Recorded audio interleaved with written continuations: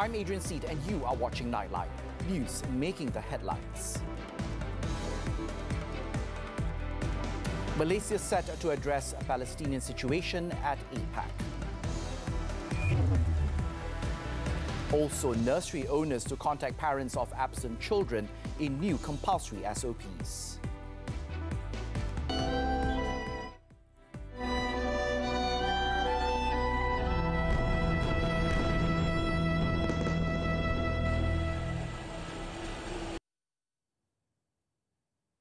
Thanks for joining us. Malaysia is set to address the Palestinian situation at the 30th Asia-Pacific Economic Cooperation APEC Economic Leaders Meeting AELM from November the 14th to the 17th. Prime Minister Datuk Sri Anwar Ibrahim's presence at the international meet will also be marked by efforts to enhance bilateral relations and seal high-value investments. Apart from engaging with leaders to improve economic ties, the Prime Minister aims to conclude significant investments for Malaysia during his busy schedule. Anwar will also advocate for global support and a just resolution for the Israel-Palestinian conflict, emphasizing humanitarian access. Under the Madani economic framework, he will share Malaysia's priorities, focusing on inclusivity, sustainable development and cooperation for a shared prosperity. Anwar is also scheduled to have one-on-one meetings with prominent American business leaders on the sidelines of the AELM, aimed at finalizing high-value investments and creating quality job opportunities for Malaysians.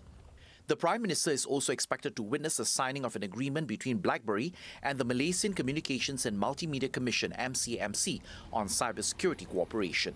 A highlight of the visit is Anwar's scheduled delivery of a public lecture to students and scholars at the University of California in Berkeley. Before his return, Anwar will meet with the Malaysian diaspora and students in San Francisco during a dinner event. As the APEC chair for 2023, the United States will host the AELM for the third time. The Health Ministry said it is ready and has identified the medical aid team that can be deployed to the Gaza Strip. The ministry, however, said the team could not be deployed yet because it hasn't received the green light due to the current war situation in the area.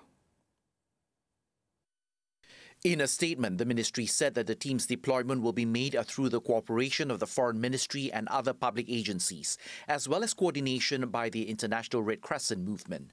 The medical team will be exposed to appropriate preparatory training as it will be involved in treating war victims. It said the third delivery of consumables and medicines will be made soon. The first medical aid was sent on November the 3rd and the second on November 11th, weighing 20 tons each. The ministry said the provision of medical aid to Palestine was made through collaboration with non-governmental organizations and the Foreign Ministry. The assistance includes consumables like syringe pumps, sutures, intravenous cannula, dressings and bandages, neurosurgery and surgical trauma services, as well as equipment such as medical beds and suitable medicines.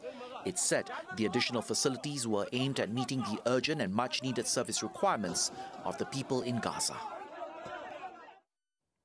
Meanwhile, Nurul Ain Harun, a Malaysian woman stranded in Palestine, has been evacuated from the Gaza conflict area, together with her Palestinian husband, Muhammad A.M. Sha'at, on Saturday at about 2 a.m. Malaysian time.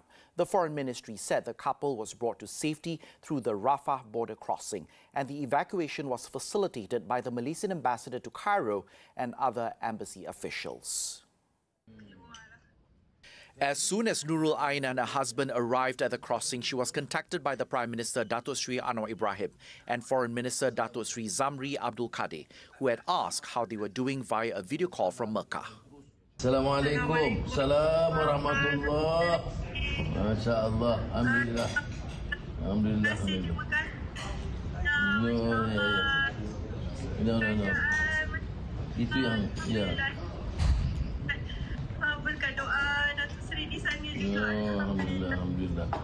Dan kita juga terima kasih sebab bila saya jumpa Presiden Fattah Sisi, saya minta dia mempermudahkan dan dia bagi jaminan. Ya. Semoga dipermudahkan juga untuk Datuk Seri ke San Francisco ya. Amin. InsyaAllah. Ya, tidak mudahlah tapi kita cubalah sedaya upaya. In a statement, the Foreign Ministry said that the evacuation was done successfully following a meeting between Anwar and the Arab Republic of Egypt President Abdel Fattah el-Sisi during the former's work visit to the Republic on October the 23rd. Further coordination was then made by the Malaysian embassies in Cairo and Amman, respectively. The Malaysian embassy in Cairo had also rendered the necessary consular assistance to them. The ministry extended its appreciation and gratitude to the Arab Republic of Egypt and Qatar governments, as well as its embassies in Kuala Lumpur, for the cooperation and priority accorded to Malaysians in a bid to safely evacuate Malaysians from the Gaza conflict area. The Kuala Lumpur-born Nurul Ain and her husband live in the United Arab Emirates, and they arrived in Gaza on October the 1st. It was her first time returning to her in-laws' place in Khan Yunis after 6 years of marriage.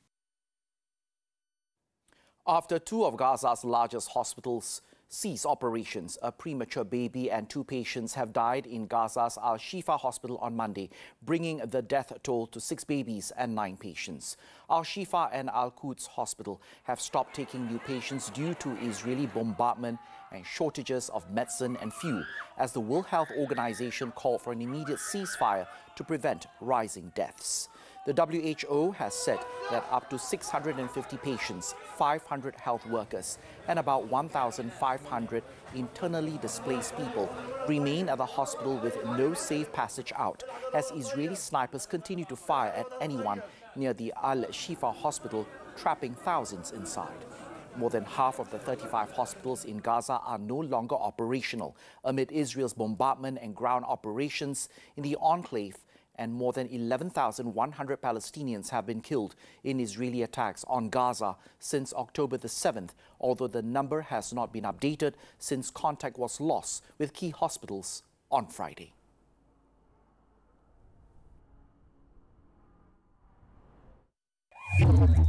The director of the emergency department in the Gaza-based Palestinian Health Ministry, Dr. Muhammad Kandil, said medical equipment, fuel and safe passages to evacuate patients are urgently needed for Shifa Hospital that has been under fire for several days.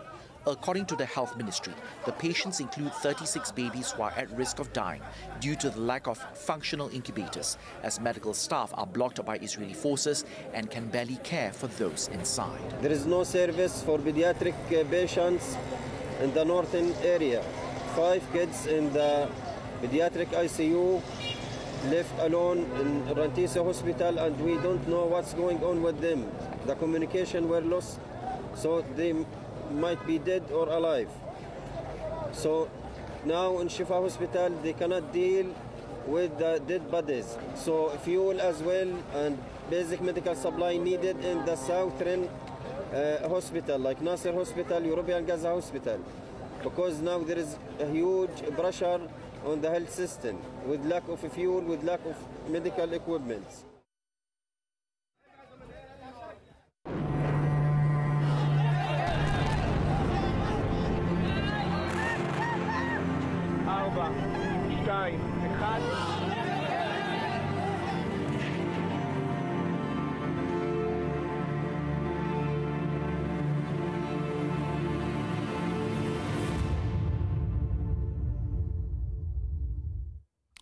In a bid to prevent accidental deaths of toddlers left in cars, from now on, nursery owners must contact the parents of absent children.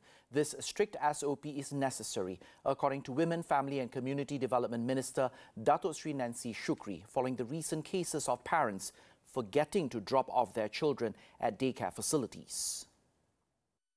We are going to intensify SOP dengan memastikan the taska punya operator tu, the people inside there mesti menghubungi parents. Kenapa anak tak datang? So that they tahu. So at least within the short period, rather than for so long, you live in the car for 7-8 hours, matilah. She explained that if parents cannot be reached, the nurseries should have an additional emergency contact number to allow them to get in touch with other members of the family. The minister said enforcing the SOP can, at the very least, reduce the time children are left in cars and minimize the risk of death. She said 3 cases of children dying in cars have been reported since October. The Indonesian embassy in Malaysia has been asked to lodge a specific complaint on abuse, mistreatment and the exploitation of Indonesian workers in this country for further investigation and action.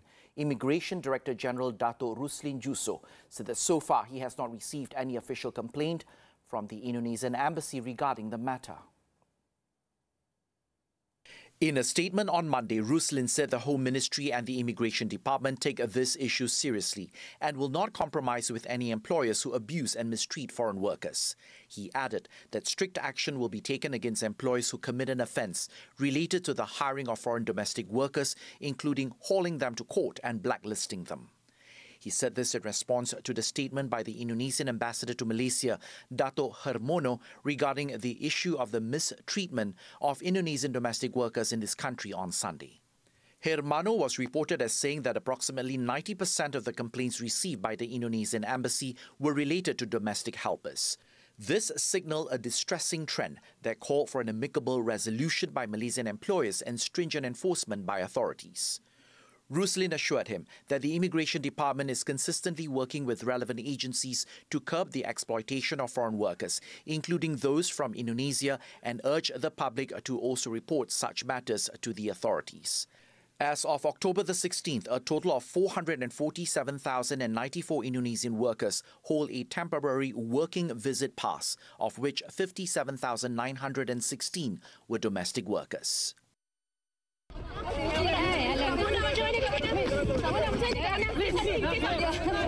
Syukur alhamdulillah apa yang jadi hari ini. Tubuh badannya telah dipotong kepada 18 bahagian. Dia senyum dan jawab, semoga saya panjang umur. Mona ni hari-hari dia pakai cantik. Dia macam artis lah dia pakai tu. Hukuman gantung sampai mati ke atas ketiga-tiga tertuduh kekal. Malaysia, via the Malaysian Palm Oil Board, MPOB, will continue its research and development R&D to increase palm oil-based value-added products for companies in China to export to Muslim regions within the country. Deputy Prime Minister Dato' Sri Fadilah Yusof said that to date, several products are being commercialized in China thanks to the Palm Oil Research and Technical Service Institute of the Malaysian Palm Oil Board. Fadilah, who is currently on an official visit to China, said that Chinese companies previously used other raw materials for their products. But now, in order to cater to a much larger market, they are replacing these with palm oil, which is halal and more suitable for the global Islamic market. The DPM, who is also the Plantation and Commodities Minister, said that the Research Institute is looking into health products based on the versatile crop tocotrienol moving forward. Fadilah's visit to China is to strengthen cooperation in R&D, as well as capacity building in the field of commodities. The export value of palm oil products to China in 2022 totaled 16.41 billion ringgit, while the export value of Malaysian palm oil to the country in the same year was 8.44 billion ringgit. Barisan Nasional has named a former Chief of Defence Forces, retired General Tan Sri Raja Muhammad Afandi Raja Muhammad Noor, as the party's direct candidate to contest the upcoming Kemaman parliamentary by-election. BN Chairman Dato' Sri Ahmad Zahid Hamidi said the decision to place a candidate outside of UMNO's hierarchy was reached through a consensus amongst UMNO and BN leaders. Ahmad Zahid, who announced Muhammad Afandi's candidacy at UMNO's headquarters on Monday, stated that the party believes that Kemaman remains a winnable seat and is not a past stronghold, despite BN falling short by approximately 27,000 votes in the last polls. Raja Afandi, meanwhile, said he is ready to answer the call of duty and give back to the country with the given opportunity. The by-election is being held after a ruling by an election court that nullified Perikatan Nasional's win in the constituency in last year's general election over bribery claims. The Election Commission has fixed December the 2nd as polling day, while nomination day and early voting are on November 18th and 28th, respectively. After this breather, pollution level once again soars in New Delhi post-Diwali celebrations. Stay tuned.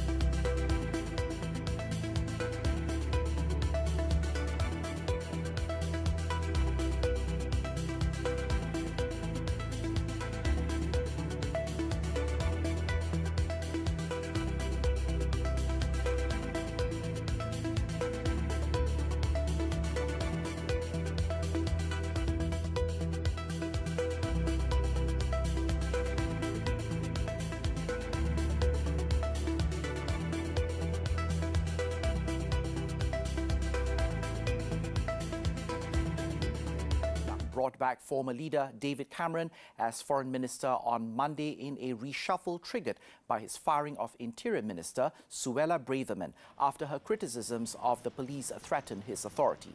It was reported that the return of Cameron to government suggested that Sunak wanted to bring in a more centrist experienced hand rather than appease the right of his party who supported Braverman.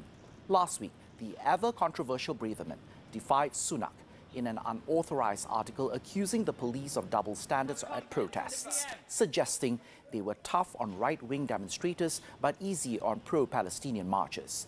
James Cleverly, previously foreign minister, was appointed to replace Braverman.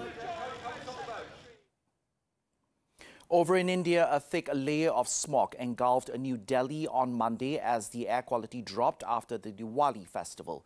The poor air quality came as people in the city burst crackers late into Sunday night, despite a ban on fireworks due to the high pollution levels. According to officials, the air quality index, AQI, in Delhi was 445, with some places recording readings above 520 on Monday afternoon. The AQI measures the level of PM 2.5, fine particulate matter, that can clog lungs and cause a host of diseases in the air. Delhi has been battling toxic air for weeks, with the government announcing an early winter break for schools in an effort to protect children.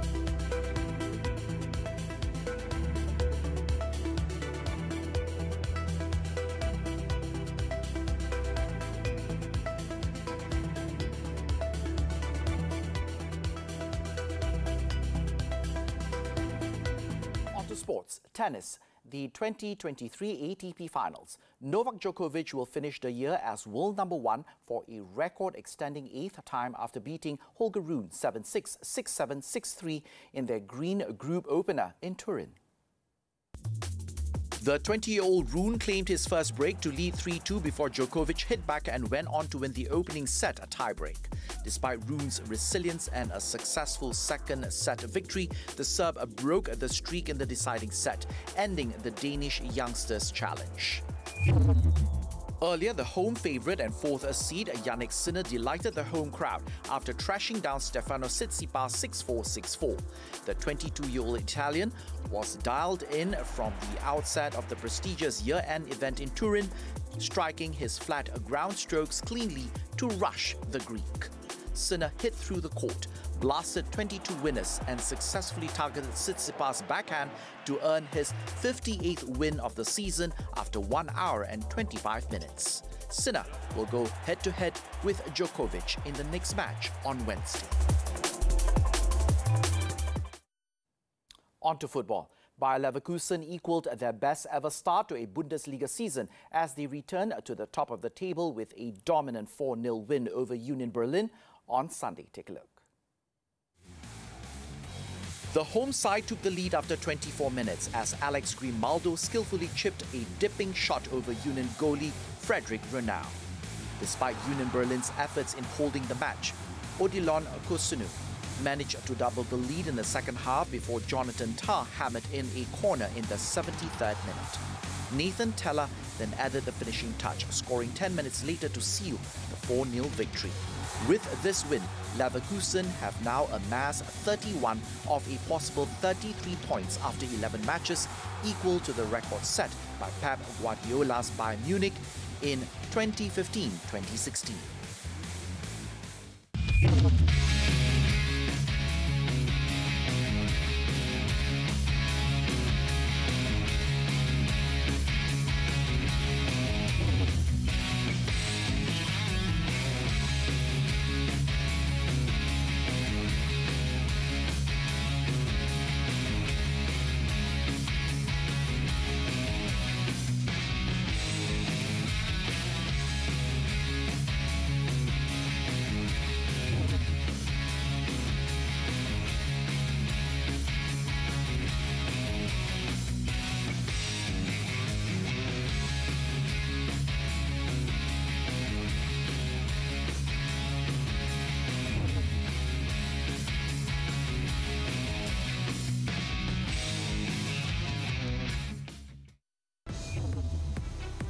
When we return, man claims trial for caning stepdaughter. Stay with us.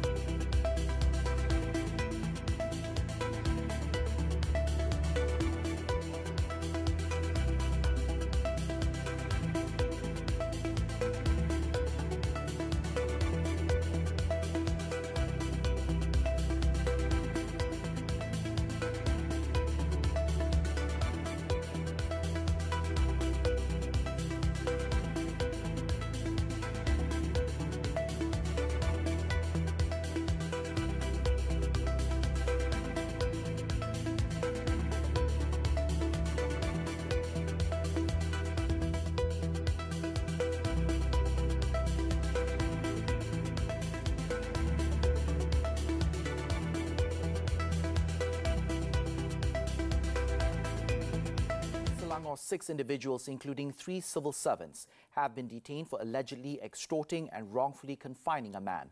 In a statement, the Selangor Police Chief, Datuk Hussein Omar Khan, said a foreigner lodged a report at 10:21 p.m. on November the 8th, claiming that his uncle called him to ask for a sum of money in order to be freed. The complainant also received a phone call from an unknown individual warning him against lodging a police report. Upon investigation, 3 civil servants and 3 other suspects were nabbed at about 9:30 p.m. on Friday. Police are investigating the matter under the Penal Code for extortion and wrongful confinement and are still tracking down 3 other suspects. Datuk Hussein said the police will conduct a transparent investigation without protecting any party and hopes that no one will speculate on the case. Over in Johor, 143 illegal immigrants were charged at the Pontian Magistrates Court for illegal entry into the country and overstaying. The accused, all men from Indonesia, Myanmar, Bangladesh and India, aged between 20 and 60, pleaded guilty before Magistrate Fatima Zahari. According to the charges, 95 of the foreigners were found to be living in Malaysia without legal documents to enter and stay in the country. They committed the offence when they were detained at 2 worker placement centres in Gelang Patah on the 13th of last month. The court sentenced them to 4 months jail from the date of arrest. 48 others were found to have possessed expired passports when they were arrested at the same location and time. They got jail sentences of between 3 and 6 months from the date of arrest. The illegal immigrants worked at the construction sector around Gelang Patah. They were hauled up in a massive crackdown Ops Mega by the Johor State Immigration Department. Still in Johor, a food delivery rider pleaded guilty at the Batu Pahat Magistrates Court to a charge of caning his 5-year-old stepdaughter that resulted in injury in May. The 25-year-old accused, Muhammad Mirza Hasnul Hadi, made that plea as the charges were read before Magistrate Suhaila Shafiuddin. He was alleged to have inflicted injuries to the victim. The verdict will be delivered on Tuesday at the Sessions Court as the case is beyond the jurisdiction of the Magistrates Court. No bail was offered to the accused.